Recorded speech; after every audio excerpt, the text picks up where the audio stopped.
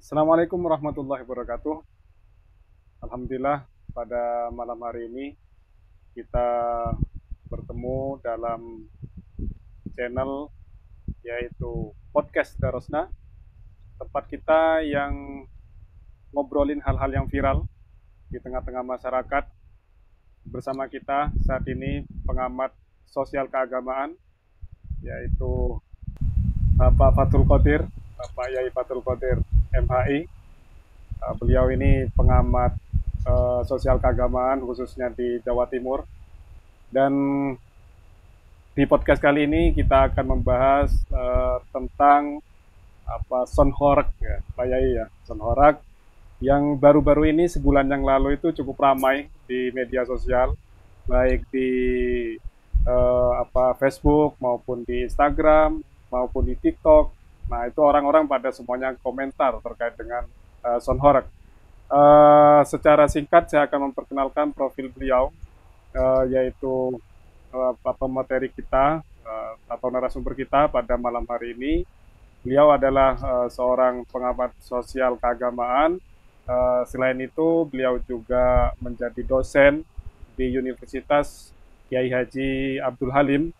Selain itu juga beliau juga menjadi dosen di UIN Sunan Ampel, Surabaya. Nah, oleh karena itu, tepat sekali pada malam hari ini kita kedatangan narasumber kita untuk membahas tentang Sonhorak. Baik, sebelumnya saya sapa dulu narasumber kita pada malam hari ini. Assalamualaikum Pak Yai. Waalaikumsalam warahmatullahi wabarakatuh. Alhamdulillah sehat selalu. Semangat selalu pokoknya. Baik, beliau ini selaku pengamat juga aktivis karena beliau kemana-mana, jam terbangnya cukup tinggi begitu ya. Baik semuanya pemirsa, sahabat-sahabat podcast Darosna, sebagaimana yang saya sampaikan tadi, podcast kali ini akan membahas tentang Sonhorak. Mungkin sebelum kita melihat atau mengkaji secara perspektif atau dasar-dasar keagamaan, mungkin kiranya kita perlu kita jelaskan dulu apa sih sebenarnya Sonhorak itu, Pak.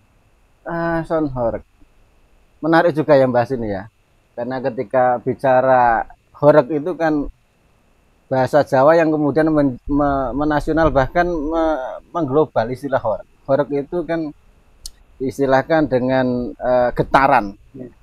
Sound itu kan sound system atau suara dari dari perangkat musik ya, yang kemudian bisa berefek menggetarkan rumah, menggetarkan kaca-kaca, menggetarkan dinding-dinding rumah sampai roboh. Menggetarkan hati enggak itu? Nah, itu yang bahaya, menggetarkan hati. Saya kira ketika kita membicarakan fenomena Sonhorak ini, mungkin kita juga harus membaca secara sosiologis ya, ini kan sebuah fenomena di masyarakat khususnya di Jawa Timur. Kita melihat di belahan lain di Indonesia kan kurang begitu menjadi suatu yang diperbincangkan secara intens ya, apalagi sampai kemudian viral sampai menyebabkan adanya pertengkaran di medsos. Nah, fenomena Sonhorak ini menarik yang saya baca dari tulisannya Gus Nadir Shah Hosen itu. Sonhorak itu adalah fenomena orang-orang kecil yang awalnya adalah mereka ini kan beraktivitas otak-atik alat musik yang itu murahan ya. Berarti memang kreativitas dari masyarakat. Ya, ini adalah dari grassroots, dalam tanda kutip maaf, ini kalangan menengah ke bawah kan, itu yang saya tangkap ya. Nah, itu mereka otak-atik alat musik, suara musik kemudian dikembangkan sampai menjadi sebuah sound system. Nah, sound system ini kemudian ternyata banyak yang minat. Nah, yang minat kemudian mereka mengotak-atik dengan kreasi tertentu sehingga mengeluarkan suara yang menarik bagi masyarakat. Nah, sehingga kemudian semakin kreatif, semakin mengembangkan kreasi itu menjadi sebuah sound system yang akhirnya ya kemudian sound yang begitu tadinya sederhana kemudian menjadi sound yang besar. Akhirnya ketika hanya sekedar sound satu sound system misalnya subwoofer beberapa itu kurang menarik bagi mereka, kemudian ada inisiatif untuk mengembangkan itu menjadi sebuah sound yang beberapa subwoofer itu rakitan sampai ada yang mengatakan sampai 12 sub itu subwoofer yang jumlahnya banyak sehingga sampai mengeluarkan suara yang tadi menggetarkan hati tadi menggetarkan kehidupan masyarakat ya, sehingga dari sound itu kemudian diletakkan di truk-truk itu kemudian keliling sambil mengadakan kegiatan seni budaya itu yang akhirnya kemudian dibumbui dengan jogetan-jogetan, tarian-tarian yang itu terus tidak berkembang. Hanya getaran suara ya. Nah, tidak hanya getaran suara yang komposisi lain. Nah, ada amrun kharid lah, ada satu hal yang kemudian dimasukkan dalam kegiatan sound yang kemudian diistilahkan dengan sound horeg. Karena sound horeg ini yang saya baca dari beberapa diskusi itu, baik dari Basul Masail, kemudian dari Fatwa MUI, ini kan sound ada yang mendefinisikan lah, meskipun ini masih menjadi debatable, sound horeg adalah ya aktivitas bermusik di jalanan, kemudian dengan menggunakan peralatan sound musik yang begitu besar dan juga melibatkan tadi ada tarian-tarian yang melibatkan beberapa hal yang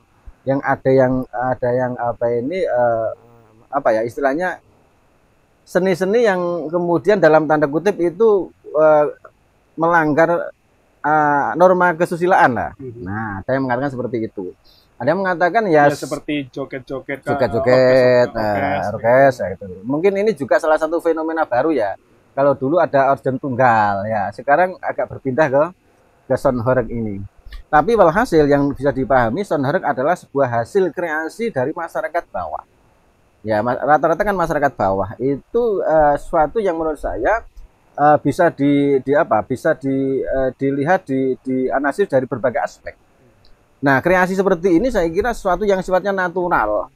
Dan ini saya kira menarik juga untuk kita lihat ada aspek positifnya juga. Artinya lapisan ini hanya bisa dikonsumsi atau marak dikonsumsi oleh kalangan bawah. Kalangan bawah awalnya ya, menengah ke bawah. Kalau yang menengah ke atas kira-kira menikmati enggak, mengkonsumsi enggak? Ya saya kira 1-2 tetap ya, karena mereka asik nanti menengah ke atas itu ya di kafe-kafe, di karaoke itu kan. Karena ini tadi ketika bacaan dari Prof.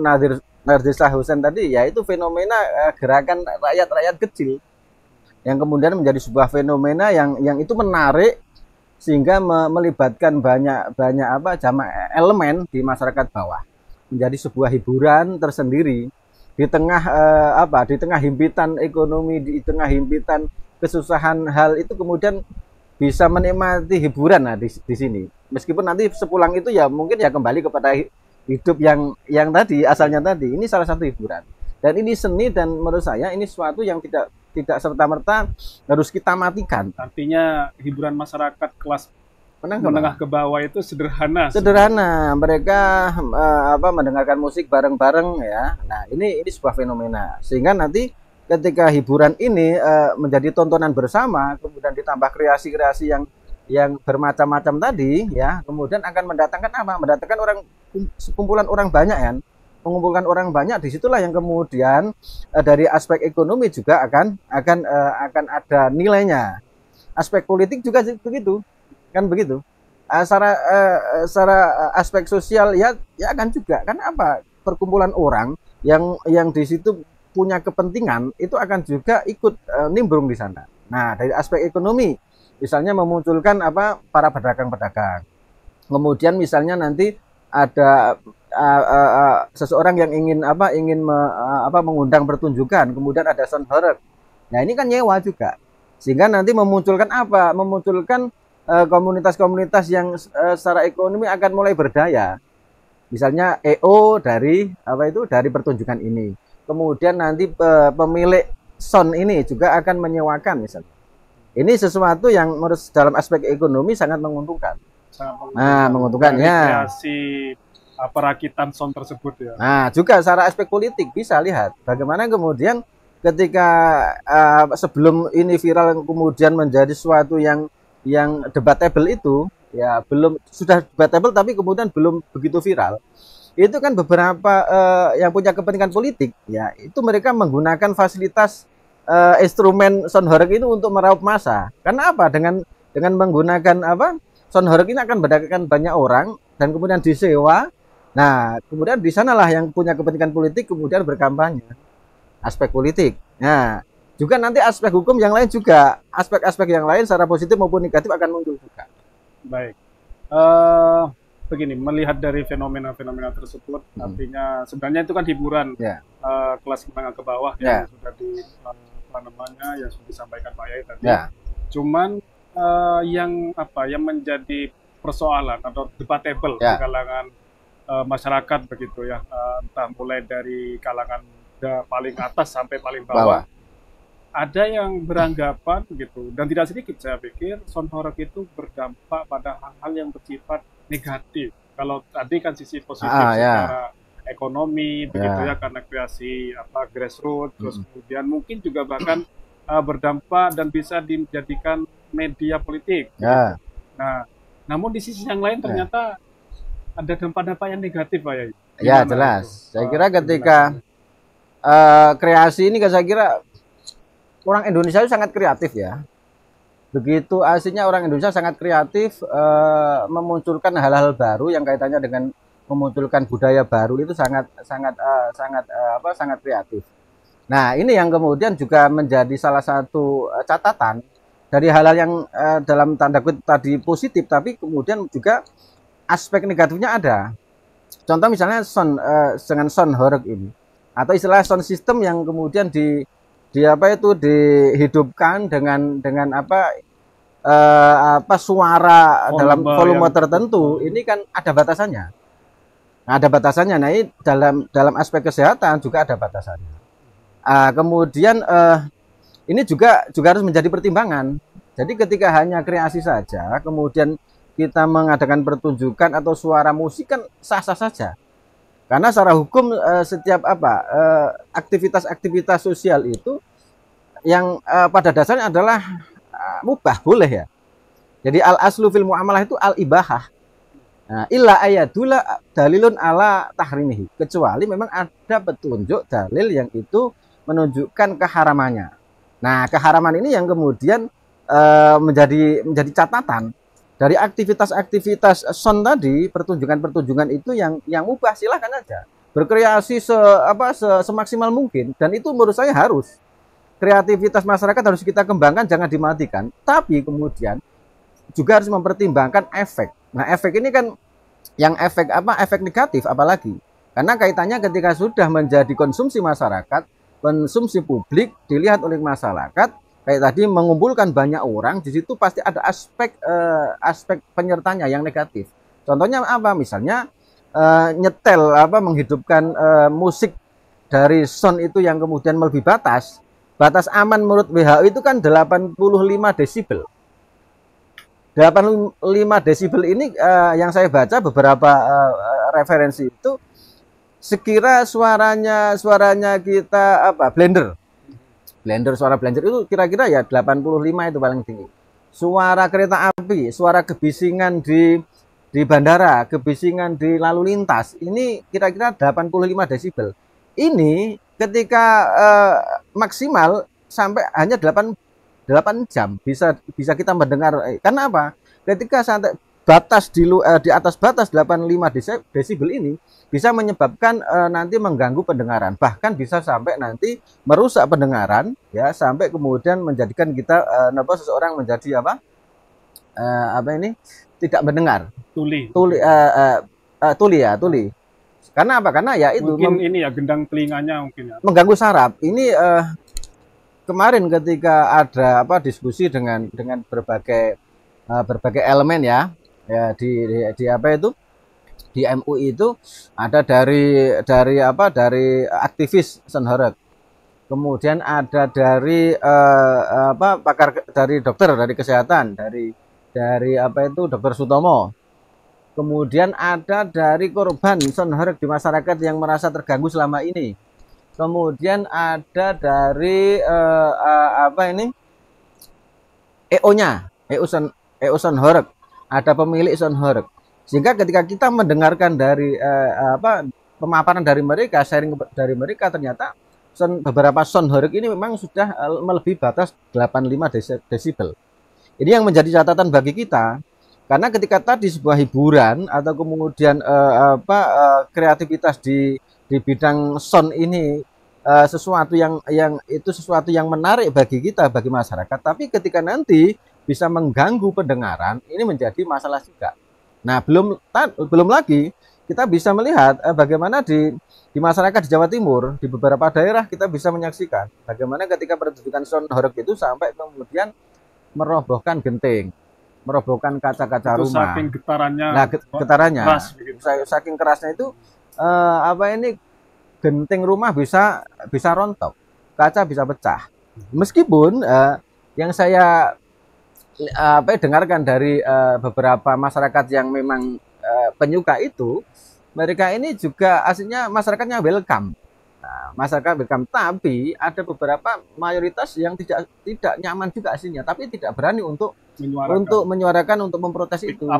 Iya, karena mereka juga mempertimbangkan keamanan pribadi dan keluarganya. Karena beberapa ada yang menjadi korban di Kediri itu yang saya pas ketemu dengan orangnya, kemudian saya membaca itu memang ya mereka karena mayoritas perkampungan itu setuju dengan itu ya, tapi beberapa keluarga ini tidak sepakat karena terganggu rumahnya, beberapa itu roboh gentingnya. Itu mereka kemudian protes dan mereka di persekusi lah bahasanya ya. Ini menjadi salah satu contoh efek daripada negatif Sonhoreg yang melebihi batas. Nah, Sonhoreg itu rata-rata yang saya baca dari beberapa pernyataan itu sampai 120 desibel. Bahkan artinya bisa melebihi ambang batas aman. Ini yang menjadi catatan bagi kita. Saya kira fenomena Sonhoreg itu sesuatu yang natural dari masyarakat bawah grassroots. Itu luapan-luapan dari istilahnya ya seni yang ingin dimunculkan oleh masyarakat bawah, yang kemudian menjadi istilah Sonhoreg itu, yang kemudian ada dampak positif, ada dampak negatif. Baik, tadi sempat kita melakukan ya taruhlah itu kajian ya yang ada dalam fenomena sosial keagamaan di masyarakat kita gitu. Bahwa kemudian di situ ada negatif, positif gitu. Nah, dari sisi hukum kemudian tadi tentunya akan dipertimbangkan terkait positif negatifnya. Kira-kira kalau melihat fenomena tersebut gitu di tengah-tengah masyarakat, lalu kemudian tanggapan dari pihak pemerintah dalam hal ini begitu, bagaimana menurut panjenengan terkait ini? Saya kira jika kita melihat fenomena sosial yang seperti itu, saya kira jika sudah dalam taraf itu ada aspek yang merugikan masyarakat, meskipun satu kelompok itu merasa itu diuntungkan, kelompok yang lain itu biasa-biasa saja, tapi ada kelompok yang mungkin juga dirugikan. Nah, ini juga menjadi pertimbangan. Sehingga ketika kehidupan sosial ini kan membutuhkan sebuah aturan, istilahnya dengan norma. Dan norma-norma di Indonesia ini kan selain ada norma agama, kemudian ada norma kesusilaan, ya, kemudian ada norma hukum, minimal 3 ya. Jadi ketika bicara norma keagamaan, bagaimana ketika mayoritas umat Islam di Indonesia, perspektif yang dipakai ya tetap syariat Islam. Nah, kemudian norma kesusilaan atau kepantasan ya, saya kira juga melihat bagaimana masyarakat itu melihat ini fenomena ini pantas atau tidak, memenuhi syarat kesusilaan, kepantasan atau tidak. Nah, ini juga menjadi salah satu aspek yang dijadikan acuan ini layak untuk dinikmati atau tidak, atau ditampilkan atau tidak di publik. Juga norma hukum.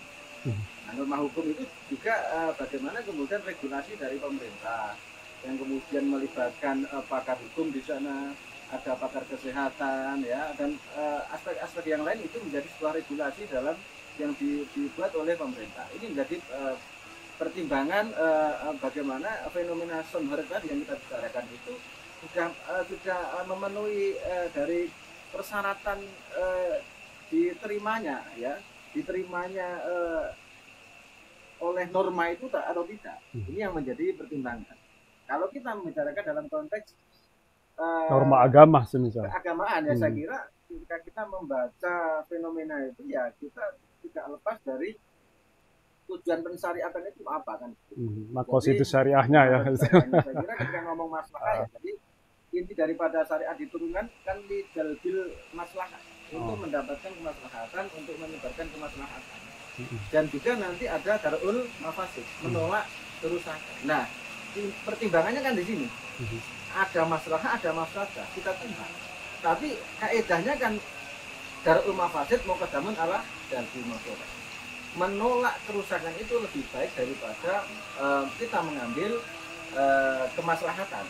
Menolak kemudorotan, kerusakan itu lebih didahulukan daripada kita mengambil kemanfaatan. Nah, fenomena sonhoreg ini bagaimana kita membahas? Bagaimana kemaslahatannya, bagaimana kemudorotannya? Kita sudah bahas panjang lebar dari awal. Fenomena sonhoreg memunculkan sebuah kemanfaatan seperti itu, ekonomi dan yang lain, kreativitas juga. Ini sesuatu yang mungkin tidak bisa kita serta-merta akan memotong, akan menghabisi itu tidak. Ini karena kreativitas, dan itu sah-sah saja. Tapi kemudian aspek mandorotnya, tadi ketika sonhoreg dalam taraf volume tertentu sampai membahayakan pendengaran, kemudian penampilan sonhoreg sampai kemudian mengganggu masyarakat, misalnya orang yang sakit, misalnya ada bayi ya yang kemudian dilewati oleh sonhoreg, kemudian ini mereka kan tidak bisa protes bayi ini. Mereka kemudian dalam desibel tertentu itu ketika melebihi batas, dia akan pendengarannya akan terganggu, bahkan bisa menyebabkan nanti kerusakan pendengaran yang permanen, yang itu bisa dideteksi setelah beberapa tahun. Ini menurut aspek kesehatan. Nah, saya kira ketika melihat ini kita dahulukan mana? Ya, darul mafasidnya dulu. Bagaimana dampak-dampak kerusakan ini harus kita kelola, bagaimana meminimalisir ini. Saya kira ketika fenomena kayak sonhoreg tadi, kira-kira yang menjadikan ini mafsadah itu gimana? Ayo coba kita duduk bersama semua elemen yang berkepentingan. Nah, misalnya ada pengusaha sonhoreg, ada EO-nya, ada masyarakat yang di sini misalnya komunitas pencinta sonhoreg, kemudian ada ulama ya, yang kemudian yang punya otoritas keagamaan dari negara, dari pemerintah, dari keamanan, dan semua elemen ayo diajak ngomong, dan kemudian bagaimana sih untuk merumuskan sebuah aturan bersama yang disepakati bersama, dan itu akan memunculkan kemaslahatan dan juga menolak kemaslahatan dan kerusakan sosial. Baik. Yang jadi pertimbangan. Tadi kan sudah diuraikan begitu ya.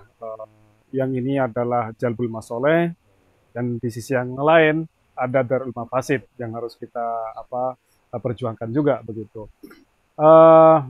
Menurut panjenengan selaku pengamat begitu sosial keagamaan, menimbang yang semacam ini, kira-kira ya taruhlah ini suatu dilema begitu ya, dilema di sisi yang lain juga kita harus mengakomodir kreativitas masyarakat. Di sisi yang lain juga di sini akan menyebabkan mudarat yang lebih besar juga dalam sisi kesehatan dan seterusnya. Kira-kira jalan tengahnya, dilema sonhoreg ini apa? Kira-kira menurut panjenengan selaku pengamat sosial keagamaan ini? Menarik. Jadi sebelum ke sana saya pernah langsung yang merasakan. Jadi kebetulan juga di daerah daerah wilayah Mojokerto. Saya di beberapa kali ke rumah saudara yang di situ memiliki ini kan itu memang hobi ya, soundnya hobi ya. Yang kadang satu kampung itu ada beberapa yang memiliki sound itu.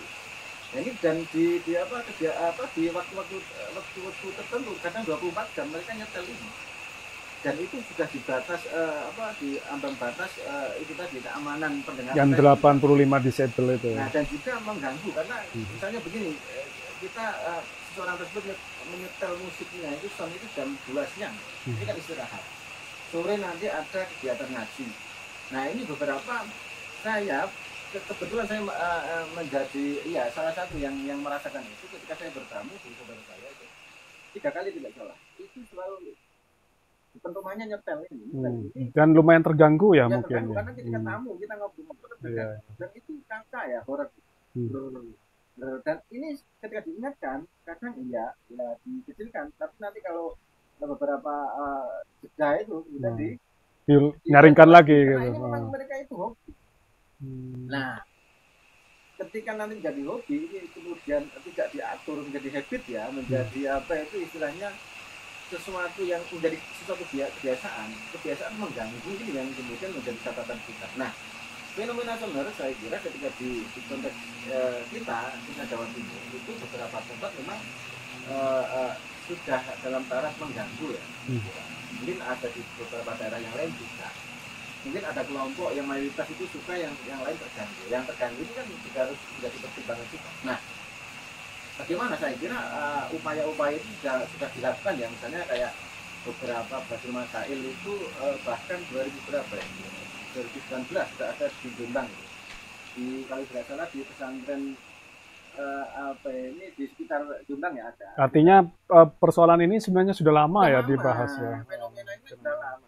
Bukan fenomena kekinian sebenarnya. Cuma viralnya mungkin baru-baru ini saja ya. Karena kemarin kebetulan yang ketika di Basul Masail di mana itu di Besok itu. Kiai Haji Mauhibur Rahman Amani. Kiai Haji Mauhibur Rahman Ali itu kan ketika pernah saya tanya kepada beliau ya karena ini kenapa viral ya karena memang yang kebetulan itu kan ketika pas beliau diwawancara itu kemudian di videonya kan banyak dipotong-potong kemudian diviralkan melalui IG, melalui Facebook, melalui YouTube. Artinya ada semacam framing ya seperti itu ya. Kalau saya kira framing malam ya, tapi itu memang kebetulan saja mungkin ya, karena ini sesuatu yang viral di IG tidak salah, sehingga menjadi konsumsi publik, kemudian netizen ini kan berkomentar sesuai dengan kapasitas mereka. Menjadi viral, menjadi boom, menjadi ramai. Nah ini berapa? 2 bulan yang lalu tidak salah ya. 2019 kalau tidak salah di dengannya sudah ada. Kemudian di mana lagi itu sudah ada. Jadi sama-sama semuanya mengarahkan fenomena sonor itu kan haram juga di Masail. Nah, di beberapa pesantren ya ini dengan kajian masing-masing. Nah kemudian di tanggal berapa? Kalau tidak salah Juli, awal Juli itu di MUI juga, karena di MUI ini, di MUI Jember sudah ada, sudah dibahas. Itu juga saya punya datanya. Dan hasilnya bagaimana dari sama ya, dilarang ya. Dilarang itu karena tadi mungkin ada rinciannya atau bagaimana? Ada rinciannya. Jadi tidak serta-merta kebiahuan semuanya son digeneralisir haram gitu enggak. Ada kriteria tertentu. Ini yang kemudian harus dipahami oleh masyarakat. Tapi problemnya itu yang kita lihat saat ini masyarakat mengeneralisir haramnya atau dilarangnya secara agama. Nah ini yang mungkin bagi PR bagi ya kalangan intelektual, baik akademisi, kemudian intelektual di pesantren-pesantren yang memiliki otoritas lah untuk menyampaikan aspek keagamaan ini, atau ulama. Saya kira ulama ini kan macam-macam. Jadi misalnya dunia yang selama ini sering beraktivitas keagamaan, kajian keagamaan harus menyampaikan secara utuh, tidak hanya ngomong halal dan haram. Dan itu dampaknya cukup signifikan begitu masyarakat ya. Masyarakat di bawah ini yang tidak memahami bagaimana kita merumuskan sebuah hukum melalui proses yang panjang, berdiskusi yang begitu dinamis, terjadi perdebatan, ini kan mereka tidak menyimak itu. Saya kira ketika mereka juga ketika mereka harus menyimak ya kadang di keputusan, kadang ini wilayah apa, orang-orang yang memang ahlinya ya. Jadi ketika misalnya orang awam menyaksikan Basul Masail, menyaksikan diskusi misalnya produk bagaimana memproduksi sebuah satwa itu kan panjang. Ada beberapa ya ini tidak lepas dari kapasitas dan kompetensi juga keilmuan. Dan ini orang masyarakat awam kadang ketika dikasih tahu atau kemudian secara rinci mereka juga tidak akan bisa memahami. Tapi minimal kita harus menyampaikan secara logis sesuai dengan kapasitas kemampuan masyarakat awam. Ya sesuai dengan sesuai dengan pemahaman mereka. Nah ini yang menjadi PR bersama mungkin. Bagaimana ketika menyampaikan di podcast seperti inilah saya kira.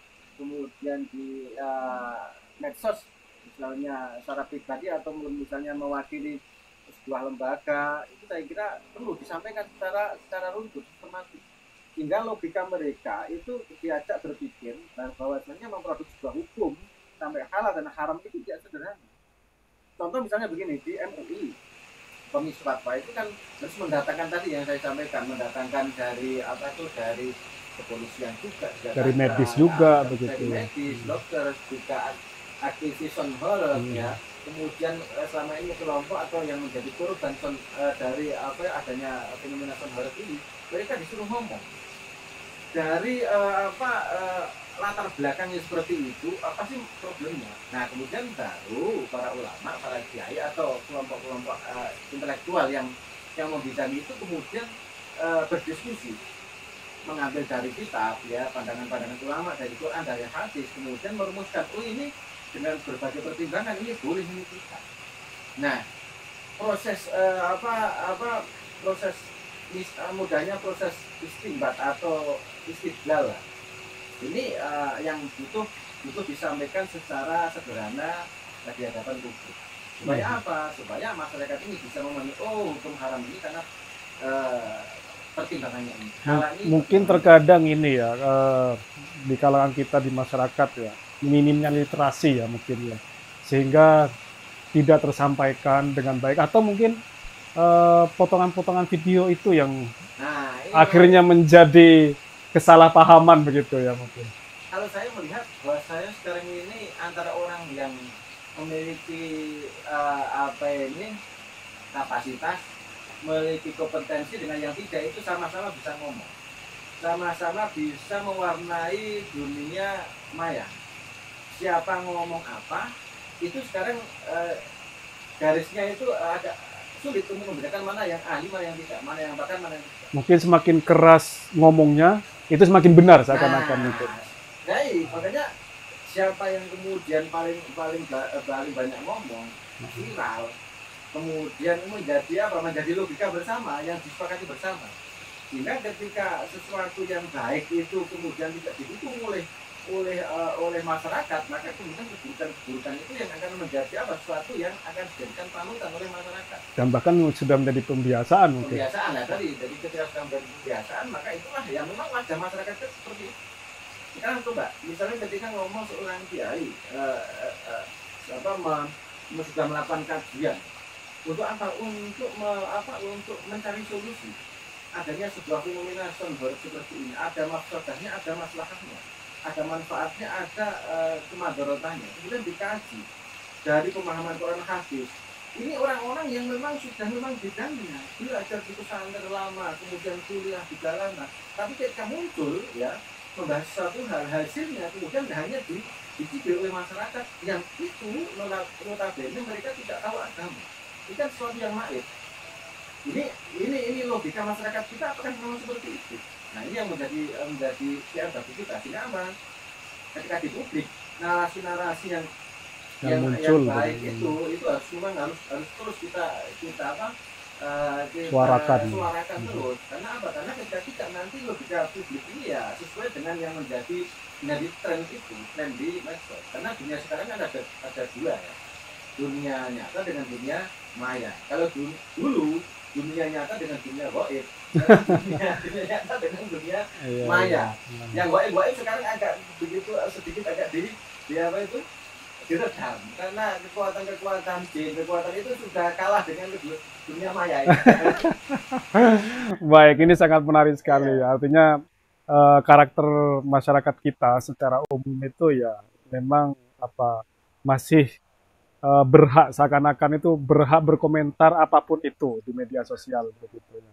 Padahal kita juga tahu Pak Yai bahwa di dalam Al-Qur'an sampai-sampai mengingatkan pada kita fas'alu ahla dzikri in kuntum la ta'lamun begitu kan. Jadi bertanyalah kalian semuanya pada ahlinya jika nggak tahu kan begitu.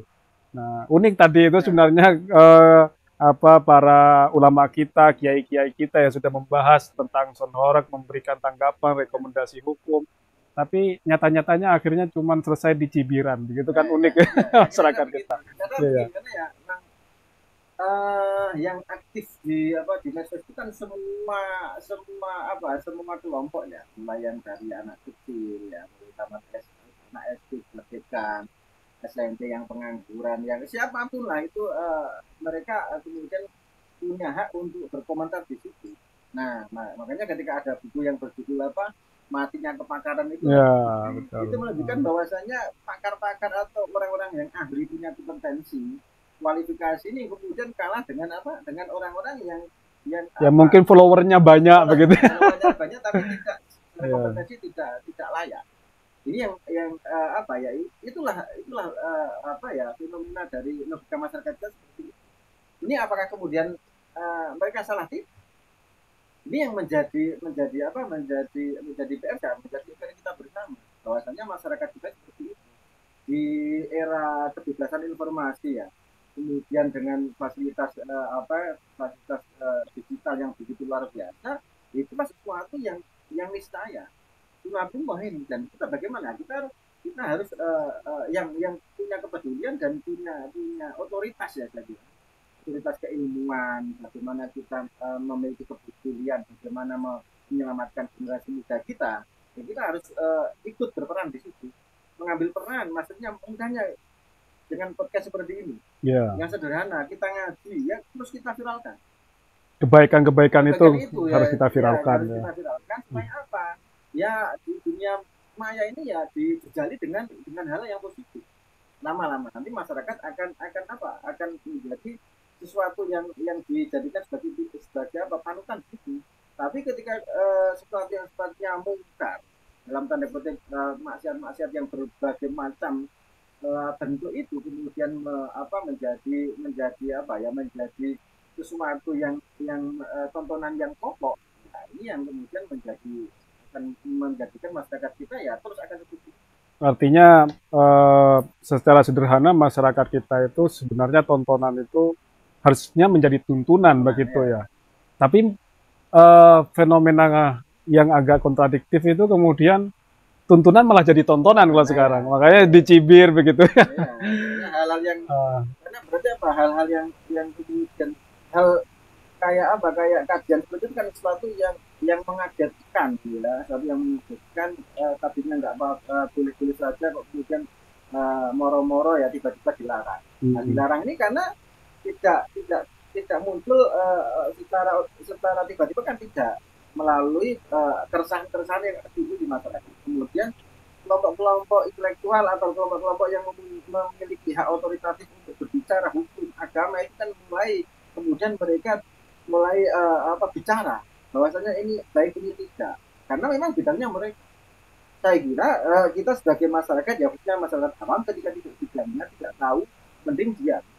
Karena ketika tidak, masyarakat kita kemudian akan jadi masyarakat yang tidak produktif, yang dibicarakan sesuatu yang bukan bidangnya, semuanya ngomong, tidak memiliki kapasitas ngomong. Ini bahaya. Meskipun ya sama saja, misalnya orang yang merasa membidangi bidang tertentu dalam bidang keilmuan, tapi tidak ada yang lain, jangan ngomong terlalu banyak ini. Ya sesuai dengan bidangnya masing-masing. Baik, ini artinya masyarakat kita gitu ya, secara umum ya harus tahu diri gitu ya, mungkin ya harus tahu diri, kapasitasnya tentang apa dan bicara apa. Nah ini kan terkait sonhorek, sebentar lagi ini kan 17-an Agustus. 17 Agustus, 17-an itu biasanya kita kan ada karnaval gitu ya, terus kemudian bahkan di beberapa desa itu ya ada semacam ini ya, nyanyian-nyanyian, pertunjukan dengan joget-joget dan seterusnya. Nah, Kalau semisal, kalau ini bisa saja kan kemudian sound horeg ini apa viral kembali dengan ya dengan dalih bahwasanya ya ini kan untuk perayaan 17 Nah, Agustus begitu. Kira-kira bagaimana Pak Ain saya kira menanggapinya? apalagi ya ini saya kira ya ini biasanya dengan perayaan kemerdekaan kan pasti ada karnaval ya. Ya, Karnaval ini pasti nanti juga akan melibatkan musik-musik. Lagi kemudian sound horeg, saya kira sound horeg juga akan ikut berperan. meramaikan. Sehingga ketika bicara sound system, saya kira istilah-istilah itu kan sesuatu yang apa ya, menurut saya tidak begitu prinsip kita perdebatkan, tapi substansinya ini mengganggu atau tidak, kira begitu. Nah, dari kita di masyarakat, kebetulan ini sudah ada yang saya tahu beberapa beberapa waktu yang lalu ini ada edaran bersama Hmm. dari Gubernur Jawa Timur. Nah, di situ juga melibatkan Kepala Kepolisian Daerah Jawa Timur ya, kemudian ada Ini Bu Panglima Hovifah ya mengkonsolidasi. ya Oh. dari Gubernur ya, Gubernur Jawa Timur intinya, kemudian ada kepolisian Polda Jawa Timur juga Kodam militer Prima Brawijaya ini ada edaran bersama yang ini sudah mengatur regulasi tentang bagaimana ketika terkait dengan sound therapy. Nah, makanya bagaimana awal tadi batasan-batasan sudah disertakan di sini ya. Hmm. Uh, Batasan pendengaran ini, ambang batas ya. jadi penyelenggaraan atau pertunjukan yang melibatkan sound barat itu harus satu mempertimbangkan norma agama, Hmm. norma kesusilaan, kesopanan, dan juga norma hukum. Kalau sudah seperti ini dari dari pemerintah ya sebagai ulil amri itu nanti akan berdampak, saya kira menjadi aturan yang harus kita ikuti ya, kita taati, karena ketika tidak nanti dampaknya juga bisa sampai ke hukum, bisa dianggap ini sebuah sebuah tindakan pidana, bisa kayak tadi, karena tidak hanya aspek keagamaan saja, kesusilaan saja, tapi juga aspek hukum harus menjadi pertimbangan masyarakat kita. Nanti kalau sudah seperti ini, itu juga mempertimbangkan dari berbagai aspek regulasi-regulasi, baik dari kesehatan, keamanan, dan juga itu dari agama, misalnya sudah melibatkan juga keputusan fatwa dari MUI Jawa Timur yang membahas horor dan juga masukan-masukan dari berbagai pihak, kemudian memunculkan edaran bersama. Ini Nah, persiapan untuk 17 Agustus ya. salah satunya, misalnya Hmm. ini juga yang saya baca, ini misalnya penggunaan sound horror ini atau sound system itu, biasanya sound system bukan sound horror. Hmm. Itu ketika di tempat tertentu, pertunjukan tertentu, baik itu ya pertunjukan yang diselenggarakan oleh kenegaraan atau masyarakat di tempat tertentu terbuka maupun tertutup, itu maksimal 180 dB. Tapi tempatnya tertentu. Hmm. Sehingga kalau tempat tertentu itu kan semuanya sudah dikalkulasi ya, kemudian sudah persiapan orang-orang yang akan masuk di situ. Sudah Nanti kan dikaji ya. sudah dikaji, maksudnya persyaratan-persyaratan sudah dipertimbangkan semuanya. Nah, kemudian yang kaitannya dengan peraturan yang kaitannya dengan pertunjukan di itu yang statis bahasanya. Statis itu sound system berhenti di situ. Baik itu di tempat terbuka maupun tempat tertutup itu maksimal 180 desibel. Nah, kalau nanti di tempat terbuka, tempat yang berpindah, non statis atau berjalan, misalnya pakai truk, ada sistem dinaikkan truk, kemudian berjalan di kampung-kampung, itu maksimal 85 desibel. Oh kayak karnaval itu biasanya ya. Karnaval, Oh. dan apapun lah, apalagi nanti kita Agustus ini harus menjadi pertimbangan juga di masyarakat supaya apa? Tidak menjadi problem baik mengganggu dari pandangan aspek agama, kepantasan, kesusilaan, dan juga hukum. Kalau sudah hukum nanti repot. Yang memaksa kemudian nekat ya, tidak mempedulikan edaran ini, konsekuensinya nanti bisa berurusan dengan pihak keamanan, bisa berurusan dengan pihak kepolisian, saya kira ya, karena itu nanti ada klausul itu nanti bisa dibubarkan oleh kepolisian, Artinya TNI, norma TNI, hukum ini akan betul-betul ditegakkan atau begitu. misalnya satu.